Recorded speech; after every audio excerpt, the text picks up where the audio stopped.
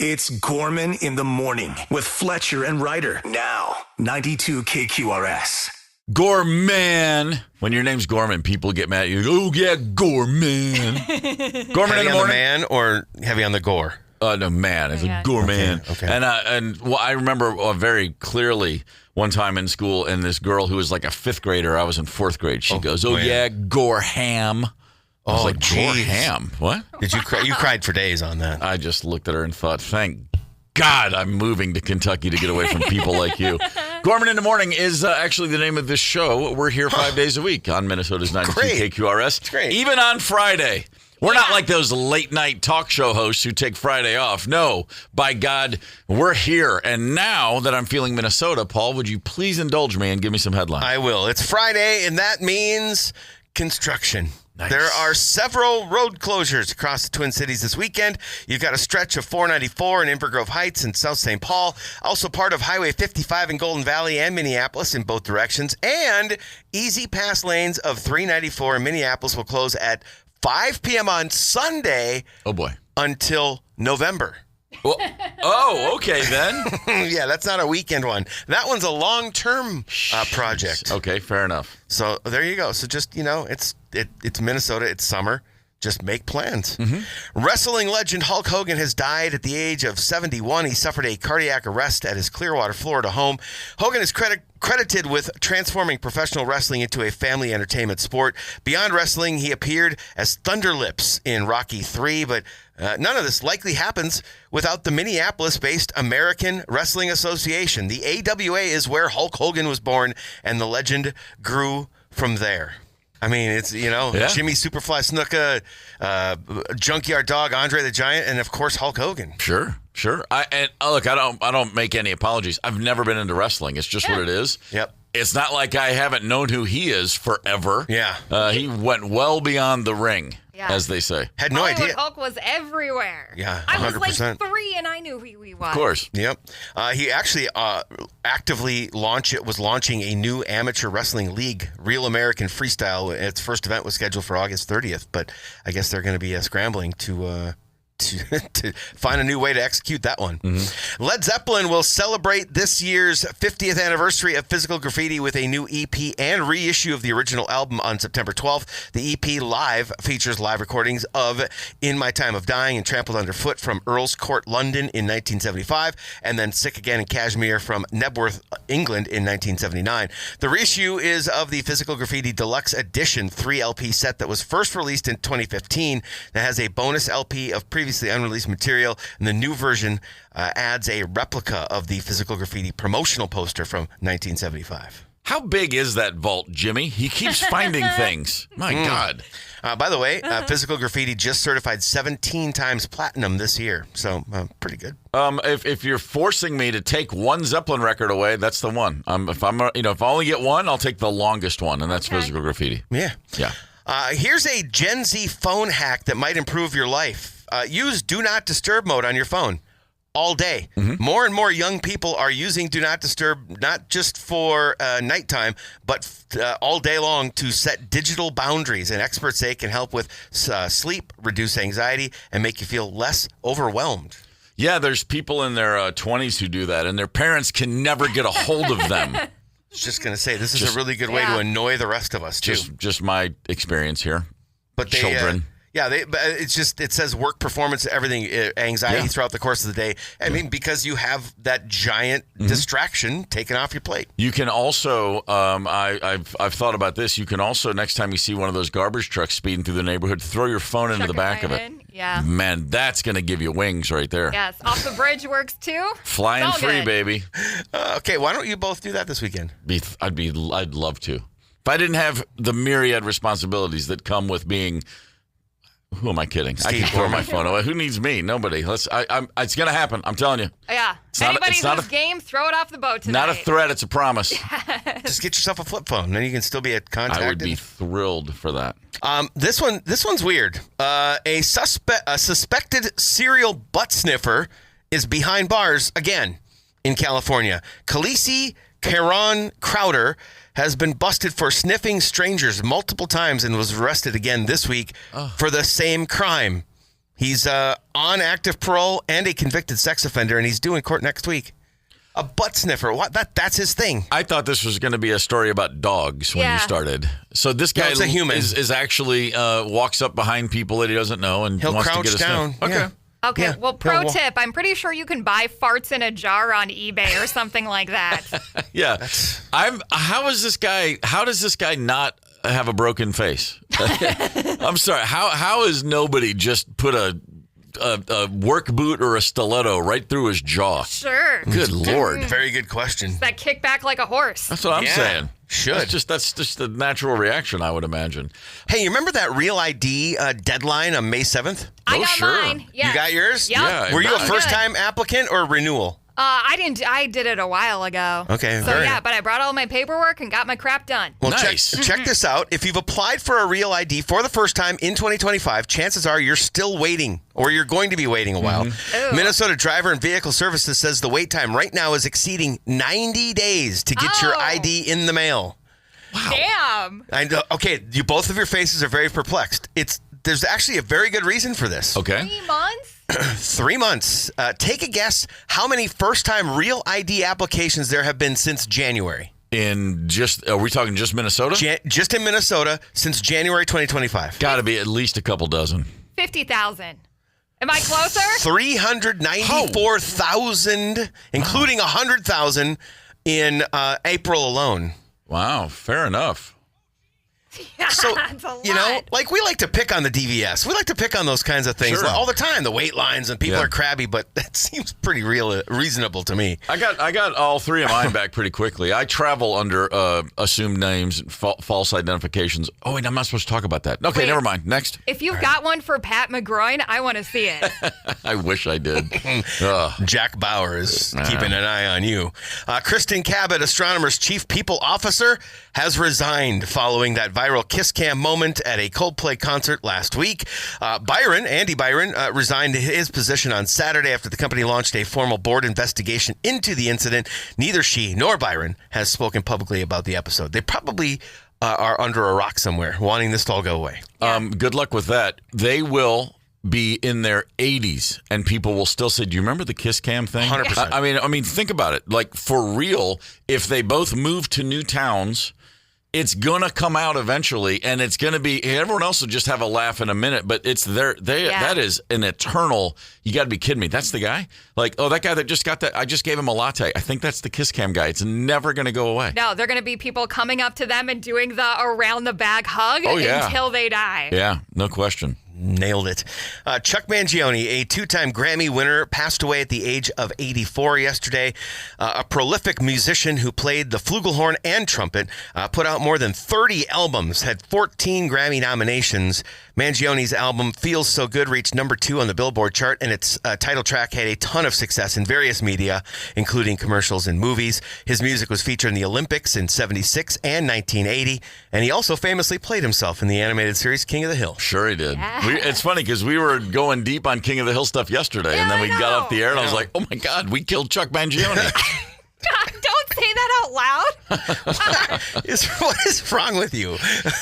I can't. I don't know. And I'll tell you something else about myself. I always grin when I hear the word flugelhorn. Yes. Just puts a smile on my face. Sounds like it should be dirty, but it isn't. I just picture some German guy going, well, I didn't intend to have it come out like this, but I'll call it, it still plays, it sounds good. Let's just call it, I don't know, flugelhorn.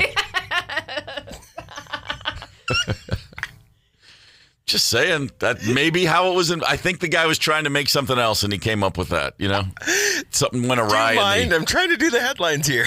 Go for it, brother. Let her rip. I think we're No, just I gonna mean, hit... I can't because I'm laughing. All right, Holy well, then smokes. give me some sports. All right. Yesterday, a guy named Adam Svensson, who despite his name is actually Canadian, over at the old at the 3M Open tournament, having a rough season so far. He's missed the cut in 11 of 21 tournaments he's entered this season on the PGA Tour.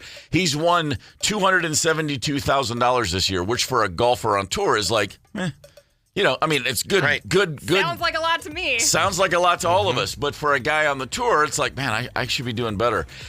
So not feeling great about his game until yesterday in Blaine, Minnesota, when he went out on the course made 9 birdies, no bogeys, and eagled number 18 to come in with a 60. Wow. For 18 holes. A 60. He do any of them Happy Gilmore style? I'm not sure about that. All I know is this. A very wet golf course, very soft. They do appreciate that. A 60. Slows things down. By the way, 2 other golfers both shot 62s. Holy moly. So, my God, if Scotty Scheffler had come, he would have shot, what, a 49? Yeah. Anyway, I've never seen anybody come close to us. I've played a lot of golf in my life, and I've seen people shoot under par, 68, 69. Yeah. A 60 makes no sense. That's not even golf. That's like a day at the range for him. It doesn't even compute. Nice job there, Adam. We'll see what he does by, Sunday, but hey, man, for one day, keep the run. King of the world. Keep the run moving, though. I know it's preseason and it doesn't matter, but by God, I'm going to talk to you about Aaron Rodgers' first ever pass as a Pittsburgh Steeler. Okay. He threw it right to Patrick Queen of the Steelers, who was playing at the time, linebacker. His first throw was an interception to the defense. Ouch. There you go. Oh, Couple of thousand diehard Steelers fans out there to watch his first play from scrimmage, and he throws a pick right away. Doesn't mean anything, but it makes me happy. Yeah, the Twins tonight, 7-10 versus the Nationals. They are 4 games under 500, 10 games back of the Tigers. The Lynx also at home tonight, 6:30 p.m. against the Las Vegas Aces. The Loons in 3rd place in the West in St. Louis tomorrow night at 7:30. So that's 3 games of note right there. And, of course, the Twins play tomorrow and Sunday as well. Hudson, Wisconsin. What's up over there, Hudson? Yeah, you Come and on. your illegal fireworks and man. lay down Sundays. Come on. I mean, many a beer run to Hudson. I do know that is something that used to be a real thing. The Sunday morning beer runs to Hudson. I've heard many, many, many stories of the good old days, as they say. We'll be close to Hudson tonight. We might even see the lights from the boat. You just never know. We might. Pretty much, yeah. That's how that goes. Gorman in the morning. Coming right back. 92 KQRS. Streaming from 92KQRS.com. Gorman in the morning is back. 92 KQRS. Gorman in the morning. On this very morning, we're dragging. And that's because we had fun last night out at Unmapped Brewing Company. First of all, great guys running the joint. Thank you, gentlemen. Yeah. Everybody that I spoke to, and as well as the gals behind the counter, I probably talked to 6 or 7 people that work there and or run the joint. All of them awesome. Yeah. Thank you to the listeners who came out. That was a really, really nice time. Yes, and I just want to say about Unmapped, even if the dudes behind the bar were jerks, the beer was very tasty. So, yes. So it was a win-win. We got nice people and good beer. It was a win-win. It's always good to know there's another place I have to go back to. And I will. I really dug the vibe in there. Really cool. Yeah, I get to Marvel, nerd out over Marvel with Derek and a couple of the other owners for a minute. Very nice. That was really cool. Met a group of ladies, didn't get their names because they were a little rambunctious celebrating a birthday. But met Jim and Dean and John and Dean, and it was good times for sure. It was what I loved about it is they're a brewery that actually welcomes families, because a lot of times it's like you get looks if you bring in kids. They have kids everywhere, and they're like, it's just kind of, we took a stand and just said, you know what, let's do it, let's make it family friendly, which it is. So and they got coffee too on the other side. Like, go figure. Unbelievable setup, man. All the things you need to stay and drink longer. Pretty much. I had so much fun and I enjoyed the beer so much I forgot to get a brat. I was driving home and I was like, hey, I'm starving. What the hell was wrong with me? Very good times. Thanks for coming out. Speaking of very good times, we're going to mention this a handful of times today. We're going to Stillwater tonight. We got a cruise at 7. Yes. Rocking the 80s boat cruise. Looking very forward to that. So I'm sure we'll be hanging with a lot of listeners. That's 2 in a row, nights with listeners. That's fun. Yeah. And me and some of the behind-the-scenes people are going to do a little pre-gaming at the Freight House if I can get Mr. Ryder away from work on time. Okay, good to know. So, yeah. Thanks for, is that an open invitation? That's an open invitation. Nice. What time will that happen? I don't, whenever I'm hoping 5:30-ish. Sure. But that's fingers crossed. That patio is massive, so it's not like there's a cap on how many people can come hang. That's a very good point. Right. Oasis kicks off their London run of dates tonight at Wembley Stadium. My son, a year ago when the tour was announced, was like, Dad, 25th birthday, the next day we need to be in London. And I said, good luck, buddy. Have fun. Get over there, you little rascal. He did not make the trip. Aw. He's got tickets at the Rose Bowl. He'll be seeing them in Los Angeles. Okay. That's nice. Very cool. He's all good to go. Yeah, I was talking to somebody last night who's trying to get to that Soldier Field show. So that'll be a fun one, too. And good luck. All those things sold out so fast. I heard some people talking there. I was like, there's no way Chicago sold out. I'm like, yeah, good luck with that theory. Are you kidding me? Of course it's sold out. And by the way, if anybody that's listening right now goes to any of those shows, we need to hear about it. Yeah, sure. Please let us know. My buddy Stephen Hyden's in London this week to see Oasis. He's gonna. We'll check in with him next week when he gets back in town. He's at work. He is at work. What was I going to say? Oh, do you know why they're only doing one show in Chicago? They're doing 2 New Yorks, 2 Torontos, 2 LAs. They hate the Bears. No. Oh, okay. The stadium where they're playing, the MLS team, the Chicago Fire, that's where they play their home games. They had a game scheduled for one of the days that Oasis wanted, and they wouldn't move it. So there's going to be 13,000 people watching a bad soccer team instead of 70,000 fans listening to Oasis songs. So that's a decision. That is known as a decision. Yeah. Rough week on the celebrity head count around here. So Malcolm Jamal Warner, Theo Huxtable, Ozzy Osbourne. Yeah, of which no words necessary. Yeah. And I already forgot. I saw this and completely went past me. Connie Francis, country legend, died. Yes. Those 3 all died within a couple days. And now on top of it, all within the same span of 5 days, you now add Hulk Hogan and Chuck Mangione, the Feels So Good trumpet guy. Yeah, 5 in 5 days, or 6 days, whatever it's been. It's insanity. I can see that little fedora just sitting on his head when he's playing that song. Sure. The 70s were wild, y'all. This was a hit song. Yeah. This was like on Casey Kasem top 5 for weeks. I just got shivers down my spine when you hit that. As soon as that note hit, Man, I was as a trumpeter yourself. I was. I mean, it was. I was just in junior high and high school. But hold on, is it trumpeter or trumpeteer? I want it to be trumpeter. I want it to be trumpeteer. Well, in your world, it can be. Okay. Yeah. So there's this, and it goes on for 9 more minutes. Yeah, man. It kicks in a bit more though. Eventually, the band kicks in. Yeah. Hey, listen, I'm not kidding. This is how weird the 70s were. We used to play that at school dances and dance. Yeah. Like, what? Wow. Yeah, but that's, we didn't put everything in boxes. Now everything's got to be in a box. Every sound has to fit into a box. Back then it was just like music was music and music was, great stuff got heard. So it's an odd week when you have 5 and counting celebrities go. There's always this theory of they come in 3s, right? Yeah. You hear about a celebrity death, and within a day or two, if another one falls, then all of a sudden we're all on death watch. Oh my God, it always comes in 3s. I remember some of these right off the top of my head. I always think Michael Jackson, Farrah Fawcett, and Ed McMahon. Oh, that was the third one. Farrah and Michael was the same day, and Ed Yeah. McMahon was either the next day or 2 days later. But I've always never had those 3 in my thoughts at the same time ever until they all died. Sure. And now when I see Michael Jackson, I picture Farrah's incredible hair from the 70s on his head, and then I picture Ed McMahon handing him a big check. It's just, they're always going to be together in my head. Yeah, for sure. It's one of those. I'm still blown away that we didn't connect the dots in November of 2016. Nobody was talking about the fact that we lost the great Leon Russell, one of the great rock and rollers of all time, Florence Henderson, and Fidel Castro in the same week. I remember Florence and Fidel. I can never put the third one in. I always see the 2. Yeah, just think about it. Clearly, there's a connection. Yeah. Don't make me go deep down Conspiracy Steve's rabbit hole to explain how Fidel Castro, Florence Henderson, and Leon Russell all got caught up in the same caper. No, please take us down that rabbit hole, would you? You know what? I have a document somewhere. I got to find it. It's somewhere buried deep in my laptop. Sure. 92 KQRS. Tom Petty learning to fly right there. Tom Petty, man, 2017. We're talking about celebrity deaths here on the show. 2017.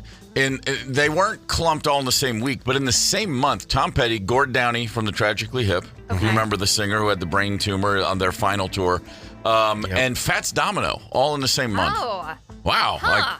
Go figure. Is there a timeline? Like, do the celebrity triplet deaths It's got to be in a week. I think it's within a week. Does it have to be a week? Okay. Within a week. Or it doesn't count? It doesn't count that way. New York Times, back in 2014, they did some deep dives, and they said, actually, there's only been 7 trios in the previous 25 years that had all died within a 5-day span. Only 7 times. Just 7? 7 times. So, and we already mentioned one, Michael Jackson, Farrah Fawcett, Ed McMahon. Okay. Here's one that I never clumped this together. James Brown, the godfather of soul, the hardest working man in show business.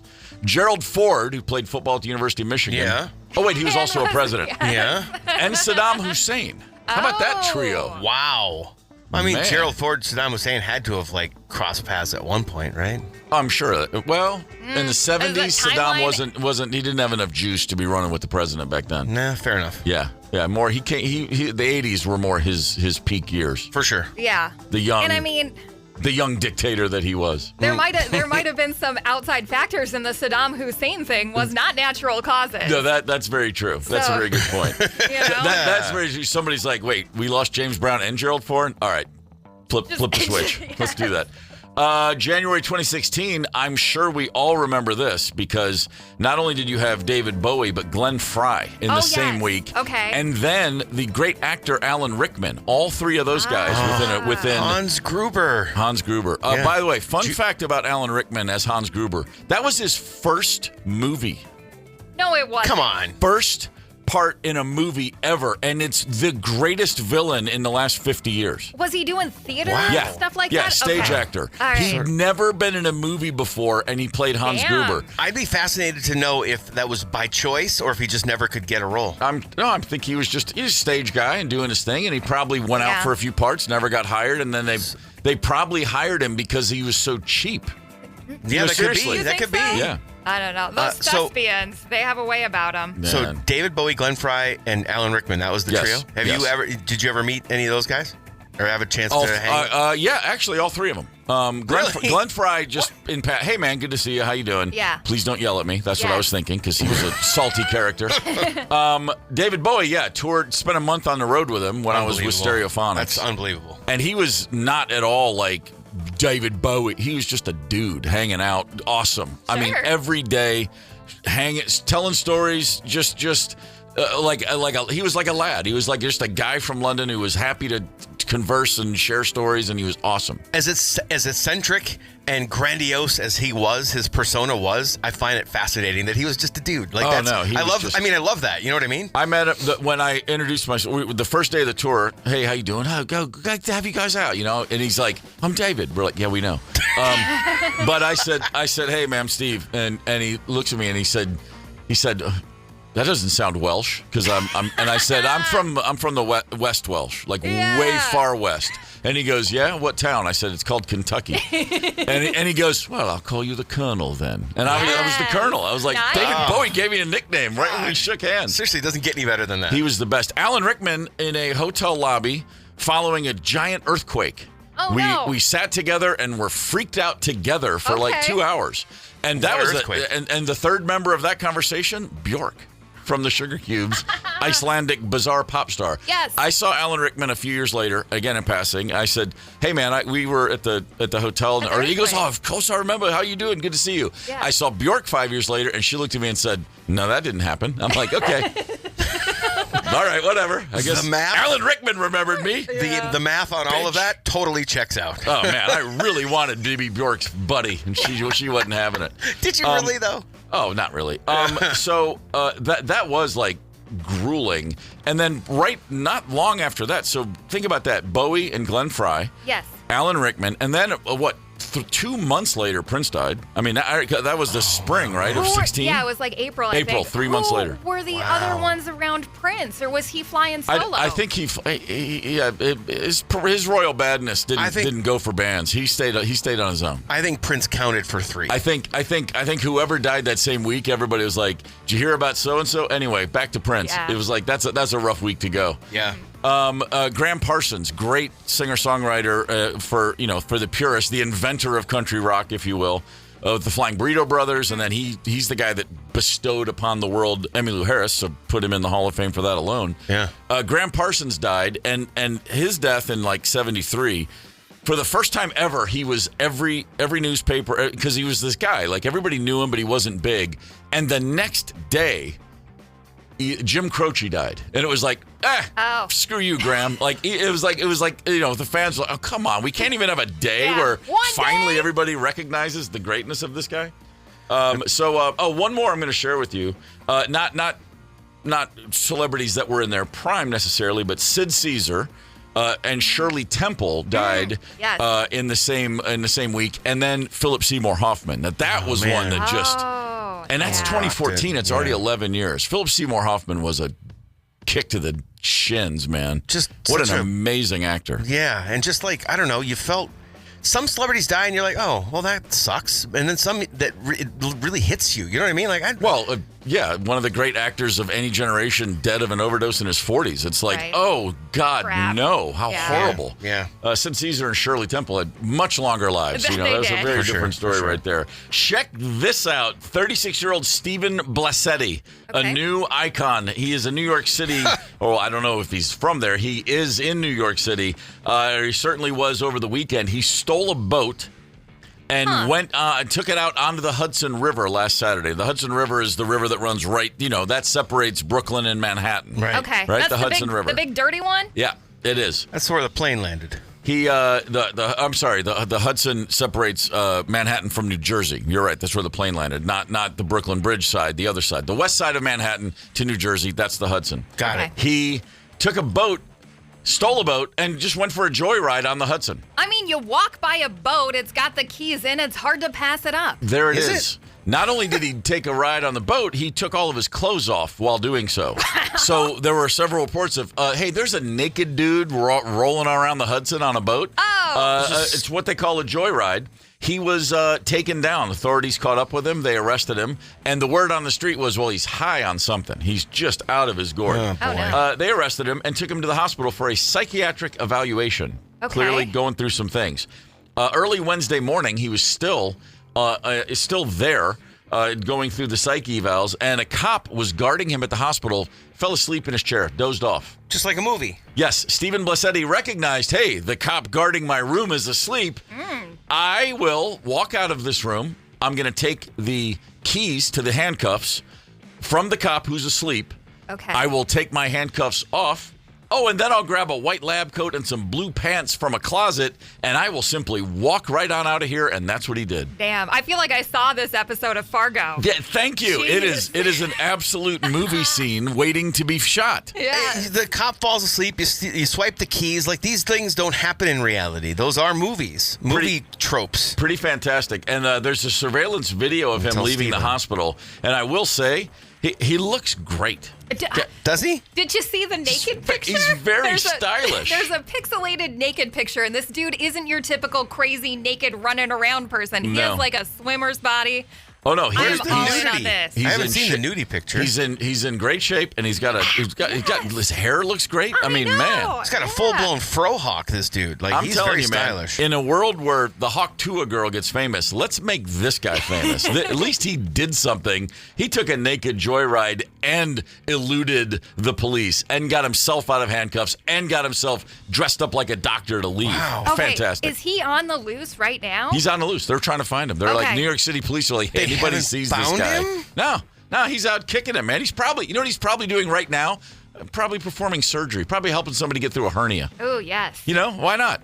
Very Catch Me If You Can. In my Harrison Ford in The Fugitive. Yeah, but this guy isn't starting life as a doctor. See, Harrison Ford was already a surgeon, and then he went back and saved the kid's life, and it was a great scene. This guy, as far as I can tell, he's probably like a bicycle repairman, and now he's helping somebody get through, some sort of cardiac episode. I imagine he's just a hero among us, I'm saying. If he is headed our direction, open invite to the boat tonight. I want to party with this dude. All roads lead to Stillwater tonight, baby. We're going to have a good time. I am totally fine with him, but he's got to have some clothes on.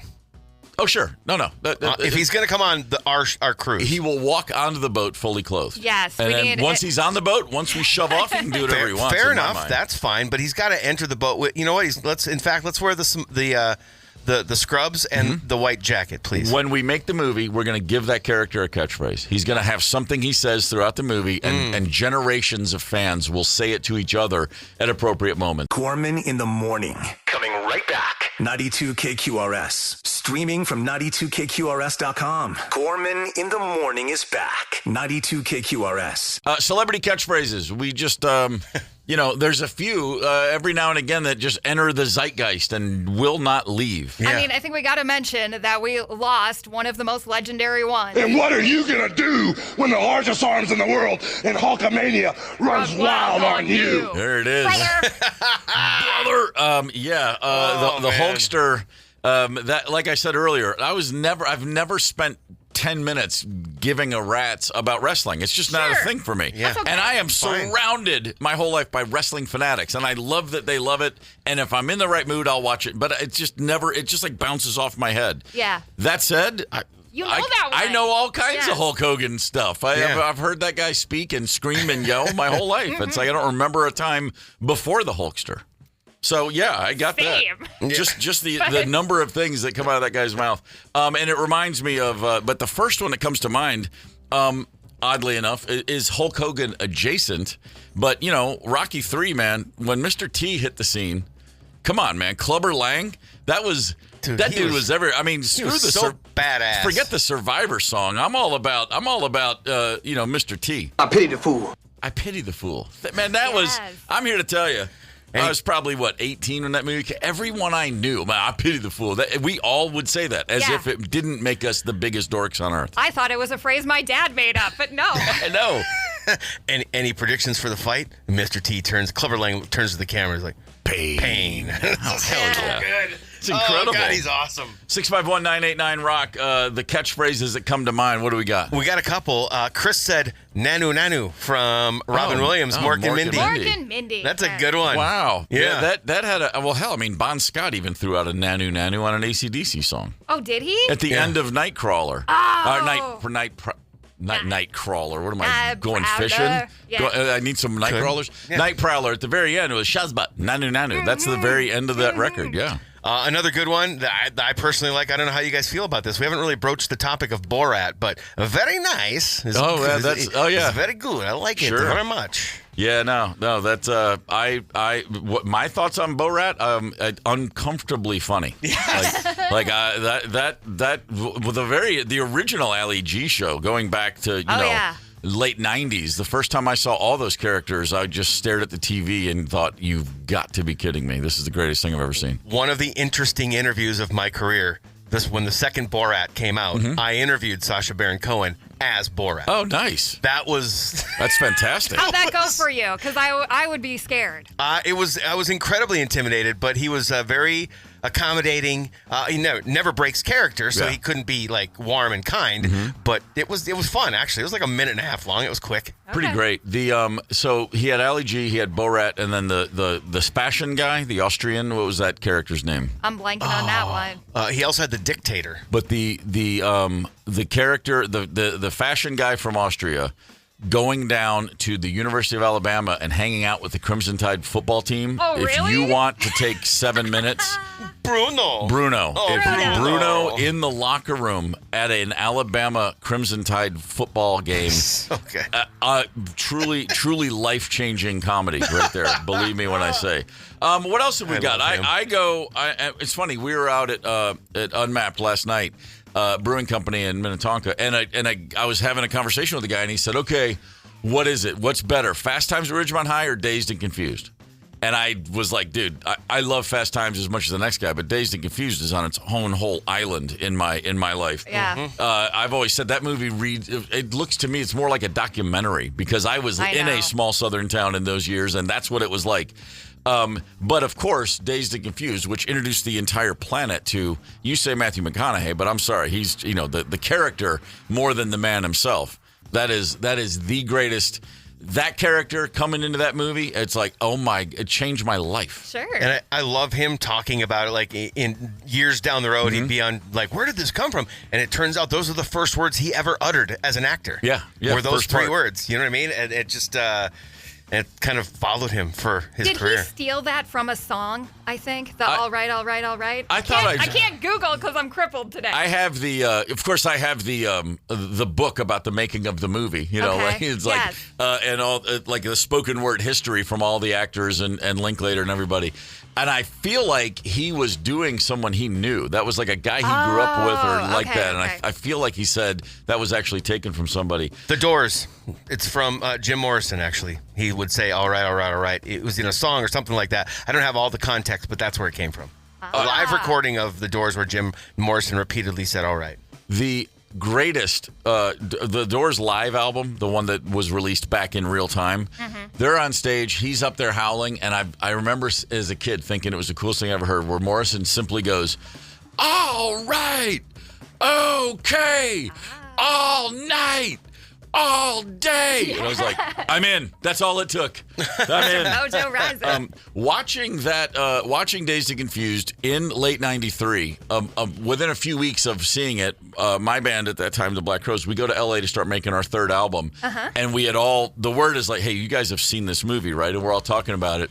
And we went so far, we were like, this is how bored we were with each other. We hatched a plot and tried to make this happen. Because Matthew McConaughey, he was nobody. He was just Wooderson in a movie. Yeah. We had no idea if he was ever going to act again. We just thought they found this guy in Texas and put him in the movie, which is what they did. And so we were trying to find him, and we were going to pay. We were like, let's find that actor and pay him to hang out with us in character in the studio. Character? We were like, if that guy can come here and just be that character for all day long in a studio one day, we were like, well, everyone's like, I'll give him $1,000. We had like $8,000 that's committed. A lot of money. That's what we're saying. Like, he's probably never going to have another gig. He needs $8,000, and we were dead serious. We were like, we just need that guy to hang out because we can't stand each other, and that'll help. Those were good days. We weren't wasted at all. Celebrity catchphrases, keep them coming. We got a ton to share with you. What comes to mind when you say that? This one came in multiple times. What you talking about, Willis? I would have loved to have gotten Gary Coleman, but man, he was phenomenal with that one as Arnold. And you know what? Another one that's come in multiple times from Hummus Bob and a couple of others as well. Why don't you lay it on us? I'll be back. Sure. Yeah. That's. When you got that Austrian accent, I mean, everything you say is a catchphrase. Hasta la vista, baby. Yeah, but I'll be back, man. Arguably the single biggest catchphrase of the 90s. Sure. I mean, or 80s. Was that? Hang on. Is that is that the first? That's first Terminator. Yeah. So that's early 80s. Good God Almighty. That could be like one of the biggest of ever. You mentioned what you're talking about, Willis. And so I just feel the need to remind everyone that the Different Strokes theme song written by Alan Thicke. Oh, that's seriously? Right. Yeah. Yes. It takes different strokes. He wrote that. He wrote the Facts of Life theme song as well. Those alone, that's a pile of gold bullion in the estate. Just from those kind of things. What else we got? Somebody surely threw out a "Who Loves You, Baby." I mean, Kojak with the lollipops. That it's a little before your time, but Telly Savalas. I heard the phrase though. I didn't know that's where it was from. Who Loves You, Baby? Yeah, that was Al in Buffalo. Oh, we did get it. Okay, we did get that one. Does anybody remember Charlie Sheen's epic meltdown in 2011? Sounded like this. Duh. Winning. Some are saying that you're bipolar. I'm by winning. Wait a minute. By winning. Lay that on me again, please. Duh. Winning. Some are saying that you're bipolar. I'm by winning. Wow. We really should bring that. Let's just start adding that. Let's add that to the permanent stash of sound bites. It's time to bring that one back. Go retro. I think we could just start saying I'm by in front of anything. I'm by hungry. By winning. I'm by sleepy. Yeah. Man, I remember the dull winning. I don't remember the by winning. That is fantastic. It was, obviously an awful part in his life, but man, did he give us some entertainment during it. Yeah. He was sharp while he was whacked out. That's for sure. Yeah, man, no doubt. How about Straight Cash Homie? Come on, there's a good one for you. Randy Moss. The best, huh? Come on. Talking celebrity catchphrases, the Offsprings had that great catchphrase. Come on, Noodles. Isn't there a guy in a band named Noodles? Yeah, there is. Yeah, I think they stole the Unta Gleep and Glap and Gloop It from Def Leppard. Yes. That might make sense. That's true. 100%. What else has come in on the pipeline for celebrity catchphrases? A couple of good ones. There's the one that I can't fully say, but yippee-ki-yay, you can finish it, from Bruce Willis and Die Hard. Yippee-ki-yay, mother trucker. That's it. That's another way to do it. No, not that mother scratcher. Bill Parker. And there's one more that came in multiple times that I think we all, when we hear it now, we roll our eyes and go, oh my God, because it's sort of nails on a chalkboard. But every one of you at one point was saying, what's up to your friends. Oh, sure. I mean, yeah, that thing made the round for years. Mr. Ryder still assaults my ears with that. Oh, boy. Correct me if I'm wrong. Super Bowl ad is where that started. The first time it was ever seen, right? And it was, and those dudes just came up with it, and all of a sudden they were very famous for a couple of years. They ran that thing ragged. What's up? Without hitting the Google machine, I'm pretty sure that had multiple Super Bowl ads. Because it went year after year. Yes, there were some follow-ups, some sequels. Commercial sequel. We are playing a game we call Double or Nothing right now, and the prize of the day is tickets to see the Sex Pistols October 7th at the Fillmore. Here's how Double or Nothing works. A caller will answer 5 questions, and then we will compare those answers to a barfly, friend of Ryder's. She's always making friends with the barflies. These are we chatted with some people at Unmapped Brewing Company last night in Minnetonka. These are friends of all of ours, so this should be fun for everybody. And by I say barfly with love. I don't mean that to be. And even if it's at the Unmapped Brewing Company barflies, they're still our friends. So if you match 2 out of 5 answers with the people Ryder was recording last night, then you will win these tickets. And the first contestant of the day, Raeann in New Richmond. Good morning. Good morning. How you feeling? I'm feeling great. Ready to win Sex Pistols tickets? I'm going to ask you 5 questions. Are you ready? Yeah. All right. Number 1, what's a reason to buy balloons? Birthday party. Name a style of beer you would see at most craft breweries. IPA. All right. What's a city in the metro that's known for its lake? Minnetonka. Well, besides Black Sabbath, name a metal band. AC/DC. It's a hard rock band. Okay. I'm gonna what? Give her another try. Try one more. Not AC/DC. A metal band? Yeah. Yeah. Metallica. There you go. What's something people normally do if they're shown on the Jumbotron? Point at themselves on the screen. I like it. All right. Okay. Very nicely done. Ryder, who we got? We were chatting with John, who is a mail carrier. He said the entire station is going to be listening this morning. So good morning to all of our postal worker friends. Here we go. Hell yeah. And here are John's answers. What's a common reason to buy balloons? Birthdays. Name a style of beer you'd see at most craft breweries. IPA. Whoa! Hey! What's a city in the metro known for a big lake? Minnetonka. Besides Black Sabbath, name a metal band. Metallica. What's a normal thing to do when you're shown on the Jumbotron? Well, if you're with somebody of the opposite sex, you kiss. All right. God, I almost went 5 for 5. I know, but you still got the tickets. You got the tickets, Raeann. Nice job.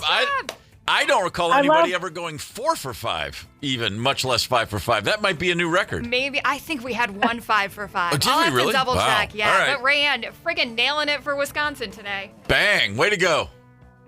Fair Woohoo! enough. Well done, Love Raeann. the Sex Pistols. Yeah. Good. Nice. Hang on. Alan and Nice Brian, work. sorry. What's that? I said, nice work. Yeah, really nice work. Sorry to the other callers who were looking to get in there. Raeann she just won the game with a first inning home run. It's over. Oh, yeah. A game to 1. Yes. Bang. Boom. Nice. That's Bye-bye. why I like it. That's the way we like to do it around here. Sex Pistols. What? I'm sorry. I'm spacing. What's the singer's name now? It's not Johnny Rotten anymore. Frank. Yeah, I've seen some clips, and I'm like, man, that's gonna work. Still gonna work for me. Yes. I remember very clearly the CBS probably evening news. That was what the Gormans would sit around and watch. My dad was a Cronkite guy. Mm-hmm. Frank Carter. Thank you. Remember very clearly, and I'd already heard about punk rock But the first time it hit like the national news, 5:45 p.m., there's a new scene in London. And from safety pins in cheeks to colorful mohawk haircuts, punk rock is taking over. And they showed a bunch of English punk rock kids, and the looks on my parents' faces, just absolutely like looking at me and my brothers, and they didn't have to say a word. The message was clear. If you ever do anything like that, you will be disowned and no longer a member of this family. It was just like, that's not happening. Suddenly, Kiss wasn't so bad. You know what I mean? Right. Oh, wait, those guys in the grease paint makeup and the high heels? Yeah, that's fine. Just don't do the safety pin in the cheek. The Knights in Satan's service? Yeah, they're okay by us. Yeah, we're okay with that. We're okay with that. Wow. And I'm sorry I had to come in on Raeann like that, but I will not abide AC/DC in the metal category. That's a rock band. That is a rock That is band. not metal. Yeah, that's fair. Sorry, I'm a stickler. I just can't. No band that swings like that can be called metal. Here's the deal, though. If we were excited that she was able to go 4 for 5. Yeah. And had you not implemented that rule, she wouldn't have been able to. So I think it's a win-win. I think we're all feeling better about that. Yeah, for sure. Gorman in the morning. Coming right back. 92 KQRS. Streaming from 92KQRS.com. Gorman in the morning is back. 92 KQRS. Time for a bargument. Bring it on. This is a good one, and we welcome your submissions, of course. 651-989-ROCK. Text us your answer. Very simply, if you were limited to not one Stones album, not one type of beer, no, you were limited to one curse word for the rest of your life. It's the easiest You only argument get ever. one.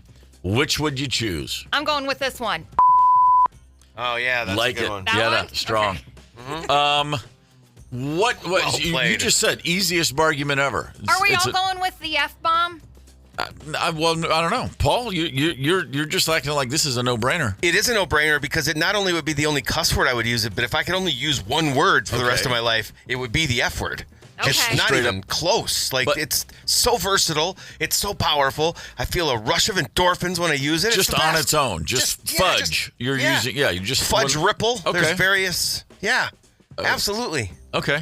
I'm a hockey guy. It's like a very powerful word, and it's also a technical term when it comes to hockey. Okay, fair enough. Ryder? Okay. Well, yeah, clearly. Got to go with the Effenheimer. Yeah, it's... And I need it to be bleep-ing because most of the time I'm using a curse word, it's as an adjective or some kind of description. I'm never using it as a noun, really. I guess I'm F word adjacent, or it's a root word for me. Yeah. So if I just got one though, and I saltily use this in a variety of it's I got to go MFer. I mean, it's full on that, not just simply the F word, but the MF. I will say that for any number of occasions. Do you hyphenate, or do you just make it all one word? Oh no, it's a declarative statement. It's a question. It's Samuel everything. L. Jackson style. That's exactly what it is. I'm not acting like it's cool or I'm proud of it. It's just what it is. It's just a word I've always had rolling around right there, and it's always at the tip of my tongue. I can apply it in any capacity at any time. I had a much dirtier one in mind for you. Oh really? Yeah. Can you share it? That's rooster adjacent, I'm gonna say. Okay. All right. Yeah, I can see that. All right. Fair enough. Rooster adjacent. I do have a memory of 7th, maybe 8th grade at school, and unloading just a giant MFer walking through the gym on my way to class to a friend of mine, and right behind me was the gym teacher, Miss Christian. Ooh. And she said to me, "Mr. Gorman, I am not impressed." And I said to her, not trying to be a smartass at all, I was dead serious. I go, I wasn't trying to impress you. I was really confused. How'd that go? Didn't go well at all. No. It was a problem. I do think that Ryder's onto something, though, with asking about your C word, because, I mean, your affinity for all things British, it's, but that's not it, huh? To be the MF. I think I would just go old school. Just kick it MF. That's gonna work for me. Gonna kick it MF. 651-989-ROCK. Let us know what one curse word is your ride or die. Let's see here. Tanya Illman was a woman's name in 2018. She was walking along the shore in Western Australia on the beach, looking out at the Indian Ocean, and she saw something buried in the sand, and it was a bottle. And it had a cork in it. Yes. And there was a piece of paper in that bottle. Was it a message? It was a message in a bottle. It was handwritten in German. Oh. Long story short, they do some investigating. This was in 2018, and that bottle was dropped into the ocean on June 12th, 1886. Oh. Wow. 132 years. Damn. That's amazing. And it was dry and still able to be read. And it was documented. They looked into it. The German Naval Observatory in those years was doing studies of currents and the way the oceans would go. And they were throwing bottles in and seeing where they would end up, blah, blah, blah, blah. And this thing, 132 years, that bottle had been waiting for someone to show up and open it up and say, huh. That's astonishing. And they said, hey, a German dropped this in the ocean. And that's really all I got for you. Was the message all curse words? It was not all curse words, sadly. Well, I've got some for you. But it was a missed opportunity because, nothing makes a word better than a curse word better than to hear a German utter it. Yes. You know what I mean? True. That's just how that works. Tubby chimed in with his favorite. He says, I use the harmless but strong curse word dork on a regular basis. Oh, okay. Fair enough. This might be my favorite. Our buddy Chris in Bloomington said he likes to use, he definitely claims the F word as his curse word he's going to use, but he noted he likes to use it as a comma sometimes, which is a very apt use. As a comma. Yeah. Wow, yeah. If you were just using one curse word for the rest of your life, what would it be? That's the bargument this week. That's the bargument. Oh, yeah. Keep chiming Yes, in thank if you. want. Thank you. That's a pretty good one. Yeah, that is. And using it as a comma is utterly brilliant. Yeah. All right, that's working for me. I absolutely like that. So here's something. The solid snake method, if you find yourself in an awkward converation, are you guys hip to this? Is this like the video game? Is this also a curse word? It's not. It'll make you curse. Yeah, there's a game, Metal Gear Solid. I've played this It's before. about active listening. The guy walks around, apparently talks to people, but it doesn't say much. He repeats what other people say. Okay. So if someone says, hey, there's a minefield ahead, this character goes, a minefield? A minefield ahead, okay. And so the point is that the other person understands you are listening to what they say. Okay. And then it keeps them talking so you don't have to. And apparently it can help you remember things too. Like you're having a chat with somebody. Like they say, like last night we were out at Unmapped, met a lot of people, and I know that I'm supposed to then repeat their names several times so that it stays in my brain. Good to meet you, John. Hey, John, let me ask you something. Oh, is that true, John? If you just throw it out there 3 or 4 times, it's going to stick. Okay. This sounds to me like really not so much you're going to remember, but you're just going to get slapped in the head. If someone's repeating everything I say, I'm just going to eventually go, hey, snap out of it. It's going to drive me crazy. Wake up. But this apparently works? I guess it does. When people are when you're just in conversation, just don't even worry about what you have to say. Just keep repeating what they're saying. Apparently, that's a thing. It's a thing? It's a thing. It's a thing. I feel like my brain would shut off and I just fall asleep mid-conversation. They say if you're anxious or if you're not a great conversationalist, if you're in a conversation that you're a little worried about it feeling awkward, this is just a great way to keep the wheels rolling, melt the ice, whatever. Melt the ice or whatever. I gotcha. All right, tonight on the cruise, I'm not gonna have share an original thought tonight on the cruise. I'm just gonna repeat everything everybody says. I think my hack on this is going to be to add an F-bomb to everything I'm repeating, and then it seems more unique. It does seem more. Yeah, you know what? That's pretty good. I'm liking that. All right, fair enough. Hey, let's hit that meat thing. The things that happen during music around these parts. Fletcher, you got something going on tomorrow. From me was to hit the meat thing. That's right. Mm-hmm. So let's hit the meat thing, huh? Yeah. I'm gonna be hanging out with Homestead Meats tomorrow, noon to 2 at Maplewood Mall. I guess we're gonna be by Kohl's. Okay. My understanding is it's gonna be similar to what you were doing last weekend, Ryder. It's gonna be a big old truck that is wholesaling massive cuts of meat, whether you want burgers, brats, steaks, whatever. So, I mean, honestly, the details are a little fuzzy, speaking of fuzz. But tomorrow, Maplewood Mall, noon to 2. Come hang. Listen, and if it's similar to the thing that I was doing, we're not talking about like a pickup. We're talking about a tractor trailer of meat. A semi. And I think that this is the word to describe a tractor trailer of meat. Duh. Winning. Some are saying that you're bipolar. I'm by winning. Hell yeah, you are. You'll be by winning if you come by Maplewood Mall tomorrow between noon and 2. Over by Kohl's. Come say hey. High fives and meats. Sounds like a plan. We've got just enough time left for the last word. Sometimes you find honor when you least expect it. Let's talk war for a quick minute. How about this? World War I, a British officer named Captain Robert Campbell was captured early in the war and taken to a German prisoner of war camp. Okay. He basically was there one of the first days he's on the continent. He's captured and goes to a POW camp. In 1916, he received a message that his mother back in England was terminally ill. She did not have much time. He wrote a letter asking if he could be relieved for a few weeks to go see his mom. And he sent the letter to Kaiser Wilhelm II, the head of the guy that ran Germany. Yeah. The letter was delivered, and Kaiser Wilhelm read it and said, all right, I'll give you 2 weeks, but you have to give me your word that you'll return to our prisoner of war camp after you see your mother. Wow. Okay. And he said, okay, there's no document signed, not even a handshake. Just give me your word. Dude went back to England, spent a week with his mom. Yeah. And then, as promised, reported back to the Germans. Really? Man. There would have been no consequence. He could have stayed in England. Yes. The British Army was like, dude, you don't have to go back. And he said, no, I'm my honor and my duty says I need to do this. What if another officer in my situation gave his word? They would never believe him if I don't give my word and keep it. I don't know. That Different Wilhelm times. guy, I don't think that he was always keeping his word. Got back to, and just came back 2 weeks later, showed back up. Okay, I'm here. Take me prisoner again. Oh, and then here's the best part. About a year later, he tunneled out. Yeah. He broke out of his prisoner of war camp with some other guys. They made it all the way to the Dutch border before they were recaptured. He served out the rest of the war in prisoner of war camp, but then went home afterwards and lived until 1981. Nice. How you know about what that? I call that? Duh. Winning. Winning. Some are saying that you're bipolar. I'm by winning. By winning. How about that? That guy was like, try winning. Hey, you're the head of the country we're at war with. My mom's ill. Give me a 2-week pass? Sure, go ahead, kid. Just come back. Give me your word. And he did. What a crazy story. Different times, for sure. Very different times.